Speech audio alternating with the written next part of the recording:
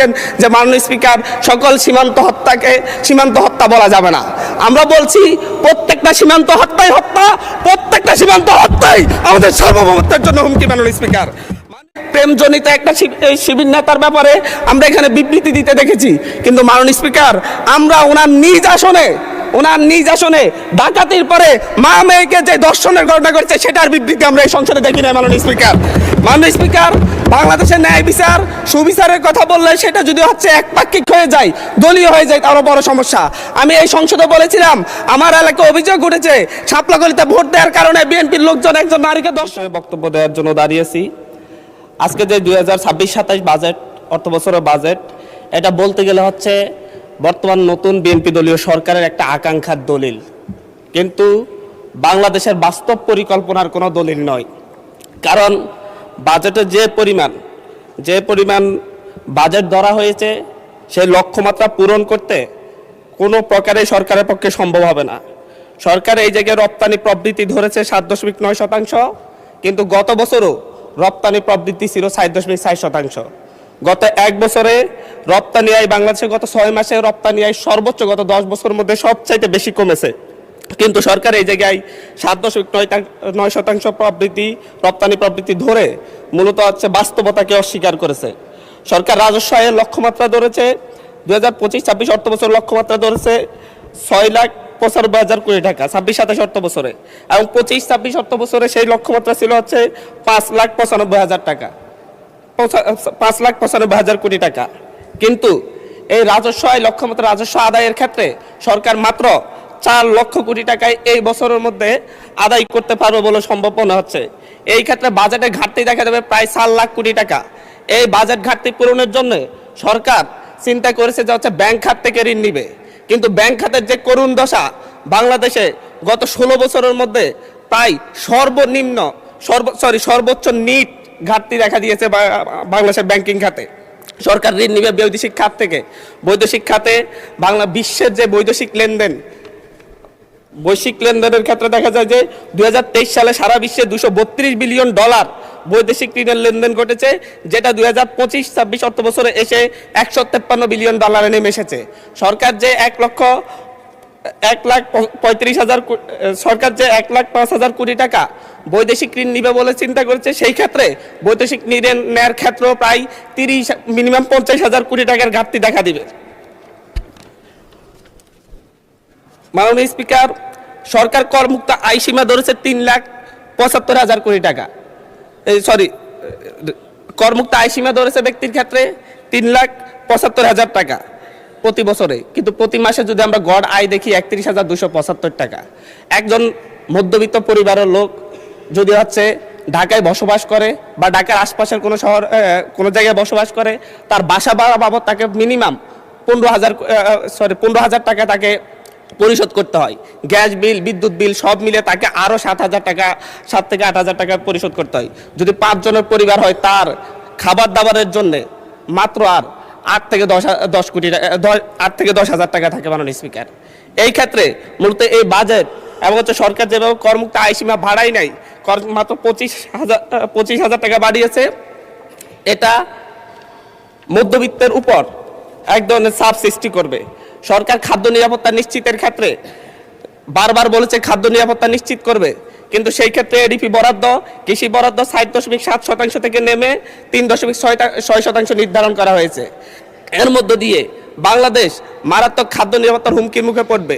পাশাপাশি হচ্ছে বাংলাদেশের খাদ্য উৎপাদনের পরে যে মধ্যস্বত্বভোগীরা যে পরিমাণ সাদাবাজদের মাধ্যমে এবং মধ্যস্বত্বভোগীদের মাধ্যমে 10 টাকার পণ্য যেভাবে 70 টাকায় রূপান্তরিত হয়, সেটা বন্ধ করার ব্যাপারে, নিয়ন্ত্রণ করার ব্যাপারে সরকারের কোনো পদক্ষেপ আমরা লক্ষ্য করতেছি না। মাননীয় স্পিকার, আমরা আজকে এই 24 পরবর্তী এই সংসদে এসে আমরা একটা খ্যাতির বিড়ম্বনা দেখতে পাচ্ছি। মাননীয় স্পিকার, সর্বশেষ এরকম খ্যাতির বিড়ম্বনা দেখা গিয়েছে এবং শেখ মুজিবুর রহমানের ক্ষেত্রে।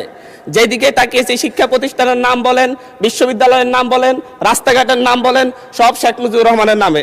শেখ মুজিবুর রহমান মৃত ছিলেন, উনি হয়তো জানতেন না ওনার নামে সব জায়গায় এত কিছুর নামকরণ করা হয়েছে, কিন্তু আমাদের এই সংসদে একজন প্রতিমন্ত্রীর সেই খ্যাতির বিড়ম্বনা আমরা দেখতে পাচ্ছি। উনি কিছুই জানেন না, কিন্তু 10-12টা শিক্ষা প্রতিষ্ঠানের নাম ওনার পরিবারের নামে হয়ে যায়, রাস্তাঘাটের নাম হয়ে যায়, এবং এমনকি ইউনিয়নের নাম পর্যন্ত হয়ে যায়। এটা একটা মিরাকল মাননীয় স্পিকার। মাননীয় স্পিকার, আমরা এমন এক মিরাকল সংসদে আছি যে সংসদ আমরা প্যাসিবাদকে উৎখাত করে আমরা এই সংসদে এসেছি, সকলেই কম বেশি নির্যাতিত হয়েছে।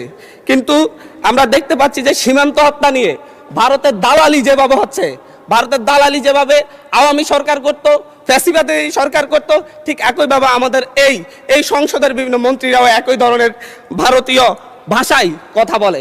এবং ফ্যাসিবাদী স্বরাষ্ট্রমন্ত্রী যেভাবে বক্তব্য দিতেন, আমাদের স্বরাষ্ট্রমন্ত্রী সে একইভাবে বক্তব্য দিচ্ছেন যে মাননীয় স্পিকার, সকল সীমান্ত হত্যাকে সীমান্ত হত্যা বলা যাবে না।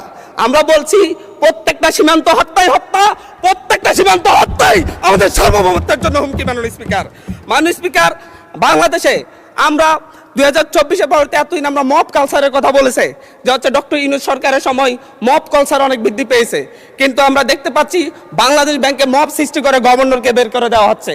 আমরা দেখতে পাচ্ছি বাসসে মব সৃষ্টি করে বাসসের এমডিকে বের করে দেওয়া হয়েছে। কেন? সরকার ক্ষমতায় আছে, সরকার কেন মব সৃষ্টি করে বের করতে হবে? সরকার তো তাদেরকে প্রত্যাহার করে নিলেই বা চাকরি চুক্তিভিত্তিক চাকরি নিয়োগ বাতিল করলে হয়ে যায়। এই ক্ষেত্রে সরকার মবের আশ্রয় নিয়েছে। গত 4 মাসে 17 জন শিশুকে ধর্ষণের পর হত্যা করা হয়েছে, 118 জন শিশুকে ধর্ষণ করা হয়েছে। কিন্তু আমরা দেখছি যে এবং সারা বাংলাদেশে এই ধর্ষণের সংখ্যা প্রায় 5 শতাধিক, এবং সারা বাংলাদেশে 6 শতাধিক খুনের ঘটনা ঘটেছে। আমরা স্বরাষ্ট্রমন্ত্রীকে এখানে প্রেমজনিত একটা শিবির নেতার ব্যাপারে আমরা এখানে বিবৃতি দিতে দেখেছি, কিন্তু মাননীয় স্পিকার, আমরা ওনার নিজ আসনে ডাকাতির পরে মা মেয়েকে যে ধর্ষণের ঘটনা ঘটেছে সেটার বিবৃতি আমরা এই সংসদে দেখি না। মাননীয় স্পিকার, বাংলাদেশের ন্যায় বিচার সুবিচারের কথা বললে সেটা যদি হচ্ছে একপাক্ষিক হয়ে যায়, দলীয় হয়ে যায়, তারও বড় সমস্যা। আমি এই সংসদে বলেছিলাম, আমার এলাকায় অভিযোগ উঠেছে শাপলাকলিতে ভোট দেওয়ার কারণে বিএনপির লোকজন একজন নারীকে ধর্ষণ করেছে। আজ পর্যন্ত এটার কোনো সরকারি তদন্ত রিপোর্ট নাই। এই ব্যাপারে আমাদের স্বরাষ্ট্রমন্ত্রী এখানে দাঁড়িয়ে কোনো ব্যাখ্যা দিবেন কিনা মাননীয় স্পিকার আমি জানি না। মাননীয় স্পিকার, আমাদের এই একটা বাজেটে ঠিক পূর্ব বাজেট ঘোষণার পর দিনই বাংলাদেশে নিত্যপণ্যের দাম বৃদ্ধি হয়ে গেছে। চালের কেজি বেড়ে গেছে 7 টাকা, আমাদের তেলের লিটারে বেড়েছে 5 টাকা। কিন্তু হচ্ছে আমরা সরকার বলছে জনগণের আস্থা ফিরে এসেছে, কিন্তু মাননীয় স্পিকার আমাকে আরো 3 মিনিট সময় বাড়িয়ে দিবেন, আমি এই কথাগুলো বলতে চাচ্ছি জনগণের হয়ে। মাননীয় সদস্য, সম্মানিত বিরোধী দলীয় চিফ হুইপ 7 মিনিট দিয়েছেন আপনাকে সময়, তারপরেও আমার ডিসক্রিপশনে আরো 1 মিনিট বাড়ানো হলো। ধন্যবাদ। মাননীয় স্পিকার, সরকারের এই বাজেটের উপর যে জনগণের আস্থা নেই, ব্যবসায়ীদের আস্থা নেই, তার প্রমাণ বাজেটে খাদ্যপণ্যের দাম কমানোর একদিন ঠিক অব্যাহতি পরেই চালের দাম, ডাইলের দাম খুচরা বাজারে বেড়ে যাওয়া। মাননীয় স্পিকার, আমাদের মাননীয় প্রধানমন্ত্রী আজকে এখানে নেই। উনি যখন বিভিন্ন ভাষণে গিয়ে অসত্য তথ্য দিয়ে বলেন বিরোধী দল মিছিল করতেছে মদের দাম কেন বৃদ্ধি করা হয়েছে, কেন সিগারেটের দাম বৃদ্ধি করা হয়েছে, এরকম অসত্য তথ্য দিয়ে যখন মাননীয় প্রধানমন্ত্রী বক্তব্য দেন, আমরা খুবই আশাহত হই। মাননীয় স্পিকার, আমরা আশাহত হই যখন ঋণ নিয়ে কথা বলতে গিয়ে সংসদে যখন আমরা ঋণ নিয়ে কথা বলতে চাই, ব্যাংকের ঋণ নিয়ে, ইসলামী ব্যাংক দখল নিয়ে যখন আমরা কথা বলতে চাই, তখন মাননীয় প্রধানমন্ত্রী দাঁড়ায় যখন বলে আপনারা সবাই জমিদার, যারা ঋণ নেন নাই, এর মধ্য দিয়ে মূলত মাননীয় প্রধানমন্ত্রী ঋণ খেলাপিদেরকে উৎসাহিত করেন। মাননীয় স্পিকার, আমরা এই ধরনের সংসদ আর চাই না যেখানে